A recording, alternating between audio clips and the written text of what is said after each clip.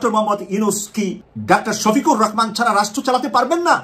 বেগম খালেদা জিয়া কি ভারতের বিরুদ্ধে বাংলাদেশের পতাকা উত্তোলন করতে এই ডাক্তার শফিকুর রহমান ছাড়া চলবে না? আগামীতে বাংলাদেশ দুটো পক্ষে বিভক্ত হবে, একটা স্বাধীনতা মুক্তিযুদ্ধের পক্ষের একটা শক্তি এবং সেটাকে আওয়ামী লীগকে কেন্দ্র করে, আর একটা স্বাধীনতা বিরোধী শক্তি জামাতকে কেন্দ্র করে। মাঝখানে বিএনপি আমসালা দুটোই হারাবার জোগাড় হয়ে গেছে, হারাবার অবস্থা তৈরি হয়ে গেছে। বাংলাদেশে জিয়া পরিবারের রাজনীতি আর চলবে না, বিএনপি নেতাদের এই উপলব্ধি হতে শুরু করেছে। তারেক জিয়ার প্রধানমন্ত্রী হওয়ার সব সম্ভাবনা এবং সুযোগ আদৌ শেষ। কক্সবাজারে এনসিপির সমাবেশ স্থল দখল করে স্লোগান দিচ্ছে বিএনপি নেতাকর্মীরা বিকেল 5টার দিকে চকরিয়া শহরে জনতা শপিং সেন্টার এলাকায়। এটা ঠিক না, এগুলো নিয়ন্ত্রণ করা দরকার। বাংলাদেশে এখন থেকে স্বাধীনতার 54 বছর পরে যারা এই রাজাকার শব্দ উচ্চারণ করে ইসলামী ঐতিহ্যকে ধ্বংসের ষড়যন্ত্র করবে, তাদের দাঁত ভাঙা জবাব দেওয়ার জন্য সবাইকে প্রস্তুত থাকতে হবে। আজ আমরা ইতিহাসের এমন এক সন্ধিক্ষণে দাঁড়ায় আছি যেখানে আরেকটা আবার ভুল মানে গোটা ভবিষ্যৎ হারানোর শামিল। আমরা চাই না আরেকটা হাসিনা, আরেকটা বাকশাল, আরেকটা মুজিব, আরেকটা 72-এর ক্লোন রাষ্ট্র। আসসালামু আলাইকুম প্রিয় দর্শক, যে সকল ভিডিও ফুটেজ গুলো দেখলেন এতে করে নিশ্চয়ই বুঝতে পেরেছেন আজকের ভিডিওটা কতটা গুরুত্বপূর্ণ হতে চলেছে। তাই ভিডিওটি না টেনে সম্পূর্ণ ভিডিও দেখার আহ্বান করছি। কথা না বাড়িয়ে চলুন ভিডিওটি দেখতে থাকি। আর হ্যাঁ, আপনি যদি এই চ্যানেলে নতুন হয়ে থাকেন তাহলে চ্যানেলটি সাবস্ক্রাইব করে পাশে থাকা বেল আইকনটি অন করে দিন। আর যদি সাবস্ক্রাইব করে থাকেন তাহলে আপনাকে অসংখ্য ধন্যবাদ। এটা একটি ঐতিহাসিক রাজনৈতিক সিদ্ধান্ত নিয়েছেন ডাক্তার শফিকুর রহমান। নিজের জীবনকে বাজি রাখলেন, নিজের জীবনের চাইতে বেশি মূল্যায়ন করলেন বাংলার 18 কোটি মানুষকে, নিজের জীবনের চাইতে বেশি দেশটাকে ভালোবাসেন। আজকে উনি জানান দিলেন, উনি কি হুশে এই জানান দিয়েছেন নাকি বেহুশে জানান দিয়েছেন? এই মানুষটা কি সুস্থ সবল সবকিছু ছিল?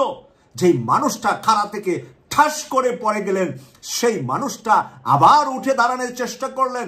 দাঁড়াতে না পেরে বসে তার সঙ্গী সাথী ডাক্তাররা যখন তার শরীরে বারবার টেস্ট করছে, তার প্রেশারের অবস্থা কি, ব্লাডের অবস্থা কি, তার অবস্থানটা চিন্তিত, এখানে কি স্ট্রোক করবে কিনা, এখানে কিছু হয়ে যাবে কিনা, সেই বিষয়ে যখন সকলে চিন্তিত, বাঁশিওয়ালা কি আনন্দের সুরে যেন এমন বাঁশি বাজাচ্ছেন যে প্রত্যেকটা মানুষ পাখির মতো, কুকিলের আওয়াজের মতন তার আওয়াজটাই শুধু শ্রবণ করতে থাকলো। চেহারা দেখার সুযোগ নাই। অনেক মানুষ ঘিরে বসলো, সেই মানুষের ভিড় থেকে বাঁশিওয়ালা শুধু বাঁশির মাঝে তার বাজনা বাজাতেই লাগলেন। আমরা শুধু শুনতে শুনতে তার প্রেমে পড়তেই থাকলাম। আজকের পরে তার প্রেম, তার ভালোবাসা মনে হচ্ছে যে বাংলার আনাচে কানাচে নয়, শুধু বিশ্বের আনাচে কানাচে ছড়িয়ে যাবে। তার আজকের এই বক্তব্য বিশ্ব মানচিত্রে কোনো রাজপ্রাসাদের রাজা, কোনো রাষ্ট্রপ্রধান, কোনো মিনিস্টার, কোনো রাজনৈতিক দলের নেতা এমন বক্তব্য এমন সময়ে দিয়েছেন তার নজির নাই। এটাই প্রথম, বা এটাই হয়তো বা শেষ হবে ডক্টর মোহাম্মদ ইউনূসের সরকারের মাঝে এই ডাক্তার শফিকুর রহমান যে নাকি বাংলাদেশকে ভালোবাসে, আজকে তার ঐতিহাসিক প্রমাণ দিলেন। কেন বিচলিত হলেন বেগম খালেদা জিয়া? কেন বিচলিত হলেন ডক্টর মোহাম্মদ ইউনূস? কেন তাকে লাগবে? তাকে হারানো যাবে না, তার কিছু হলে দেশের কিছু হয়ে যাবে। প্রধান উপদেষ্টার প্রেস সচিব এসে এই কথা কেন বললেন? ডক্টর মোহাম্মদ ইউনূস কি ডাক্তার শফিকুর রহমান ছাড়া রাষ্ট্র চালাতে পারবেন না? বেগম খালেদা জিয়া কি ভারতের বিরুদ্ধে বাংলাদেশের পতাকা উত্তোলন করতে এই ডাক্তার শফিকুর রহমান ছাড়া চলবে না? সে কারণে বেগম খালেদা জিয়া তার টপ লেভেলের সিনিয়র 2 দূতকে পাঠিয়ে দিলেন হাসপাতালে সবার আগে। এই কথাটা যদি আজ রাজনীতিবিদদের বুঝতে সময় লাগে, আমি বুঝবো আপনারা রাজনীতিতে এখনো বাংলাদেশের অবস্থানটা কি সেই জায়গায় বুঝার চেষ্টা করছেন না। বাংলাদেশের অবস্থাটা হলো একটি চূড়া পাহাড়ের উপরে আগ্নেয়গিরিতে যেরকম ধাঁধা করে আগুন জ্বলছে, ধাঁধা করে আগুনের লেলিহা বাহির হচ্ছে, সেই লেলিহার মাঝে দাঁড়িয়ে আছে এখন বাংলাদেশ। এই বাংলাদেশের শক্তিশালী একটা ফোর্স আছে, সেই ফোর্সের নাম হলো বাংলাদেশ জামাত ইসলামী, বাংলাদেশ ইসলামী ছাত্র শিবির। এই বাংলাদেশ জামাত ইসলামী আর এই বাংলাদেশ ইসলামী ছাত্র শিবির ছাড়া এই মুহূর্তে নরেন্দ্র মোদীর কুকর্মের বিরুদ্ধে, ভারতীয় আগ্রাসনের বিরুদ্ধে বাংলাদেশের মানচিত্রকে রক্ষা করা দুরূহ হবে বাংলাদেশের সকল রাজনৈতিক দল মিলে। তাই ডাক্তার শফিকুর রহমান বেঁচে থাকা, ডাক্তার শফিকুর রহমানের প্রয়োজনীয়তা উপলব্ধি করেছেন রাষ্ট্রের প্রধান উপদেষ্টা ডক্টর মোহাম্মদ ইউনূস, রাষ্ট্রের 3 বারের প্রধানমন্ত্রী এবং সাবেক রাষ্ট্রপতির স্ত্রী বেগম খালেদা জিয়া।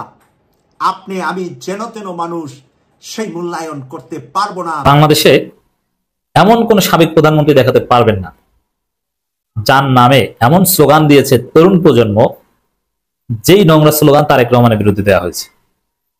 এখন এরকম একজন লোক যাকে জনগণ বলে ট্রেনের চালিকা উয়া ড্যাশ ড্যাশ ড্যাশ, যাকে বলে 10%, যাকে বলে খাম্বা, যাকে বলে পালাতক, এই লোক প্রধানমন্ত্রী হবে, এটা অসম্ভব, এটা মানবে না বাংলাদেশের জনগণ, এটা একদম হতেই দিবে না।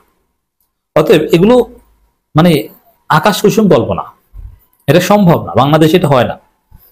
সবাই বলে উঠবে একযোগে, আরে এখন 10% খাওয়া একজন লোককে আপনি প্রধানমন্ত্রী বানাবেন, এত সোজা?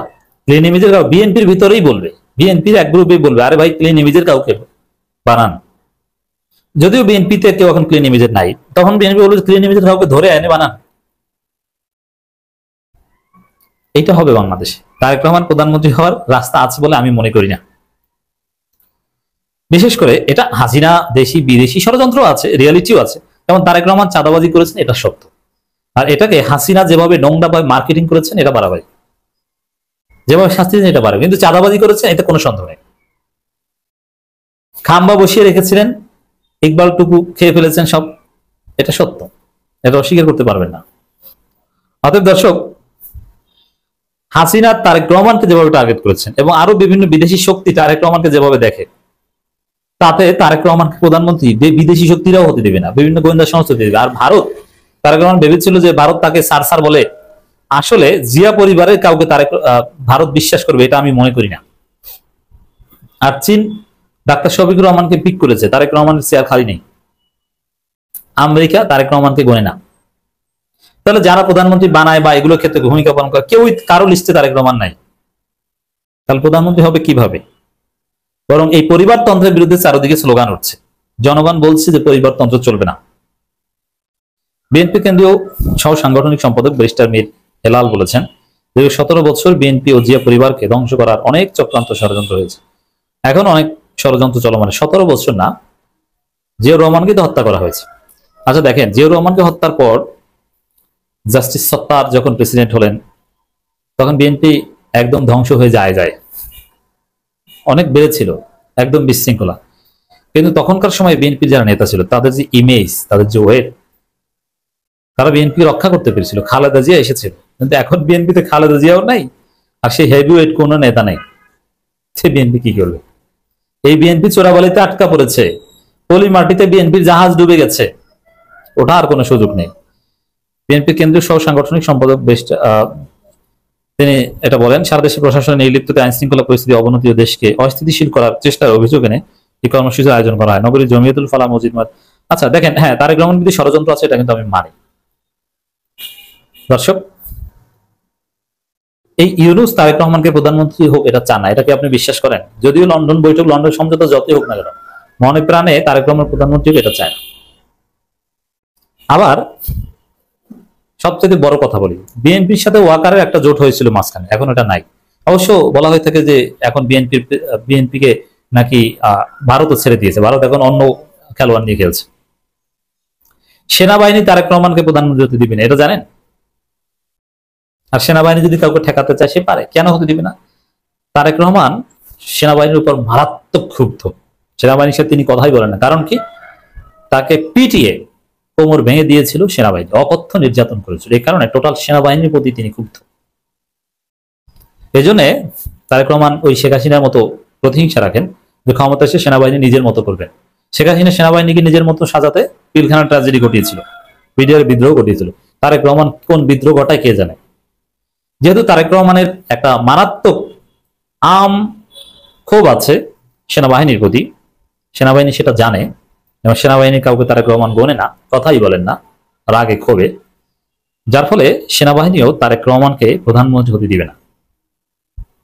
অতএব তারেক রহমান প্রধানমন্ত্রী হবে, এই সুযোগ আসলে শেষ, আর বাংলাদেশে জিয়া পরিবার রাজনীতি চলবে না। প্রিয় দর্শক, সম্পূর্ণ ভিডিওটি দেখার জন্য আপনাকে ধন্যবাদ। ভিডিওটি দেখে কি উপলব্ধি করতে পারলেন তা কমেন্টে লিখুন। ফিরছি আগামী কোনো ভিডিওতে নতুন কোনো টপিক নিয়ে। ততক্ষণ পর্যন্ত ভালো থাকবেন, সুস্থ থাকবেন, এই শুভকামনায় আজ এ পর্যন্তই। আল্লাহ হাফেজ।